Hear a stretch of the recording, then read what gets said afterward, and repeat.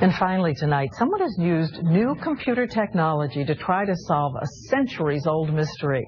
Millions around the world believe the Shroud of Turin once covered the body of Jesus, leaving a searing imprint. Now, a new documentary takes this belief into a new dimension. It is one of the most baffling mysteries in science and faith.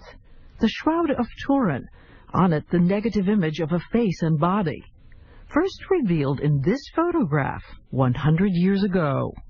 Graphics artist Ray Downing collaborated with the History Channel on the new documentary, The Real Face of Jesus, joining up with one of the few people in the world to actually have examined the shroud by hand. He discovered that clue in the cloth, the three-dimensional image. There's something missing, and that's what was the shape of the cloth when the exposure was made. We had to provide that and complete the data set. So with computers for the documentary, they have now recreated how the shroud would have been draped around the body. He says their 3D imaging reveals so much blood on the body. The amount of blood we found in the Shroud of Turin was extraordinary, beyond what I had envisioned. It's very dramatic to see. He was brutalized and murdered many times over.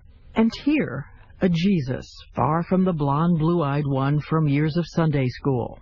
But what about that carbon dating in 1998 that found the cloth was only 650 years old?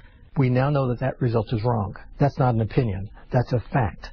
The dates that they gave for the Shroud of Turin are incorrect because we have an artifact, a painting of the Shroud of Turin from 68 years before the outermost date.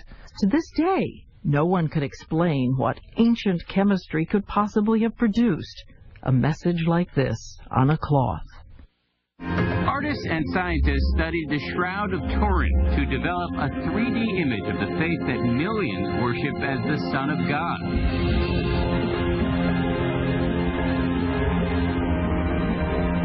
Does the Shroud of Turin and my depiction of Jesus look the same? Yeah. Seeing this image provokes a host of reactions. It looks like the way I would picture Christ. Pretty realistic view. It's kind of questionable. ABC's Jim Shroud showed people at the Vatican. As you look at this, do you think you are looking at what he actually looks like? For some, an instant spiritual connection. I see love, I see compassion, I see my Savior. For others, a reaction a little less holy. Very good looking. He's not a bad looking guy. He looks younger and rougher. Flowing brown hair and power out of his fingertips. However you look at it, the drive to create this image and the intense response to it is another illustration of the profound role that Jesus continues to play in so many lives. It doesn't matter how he looks.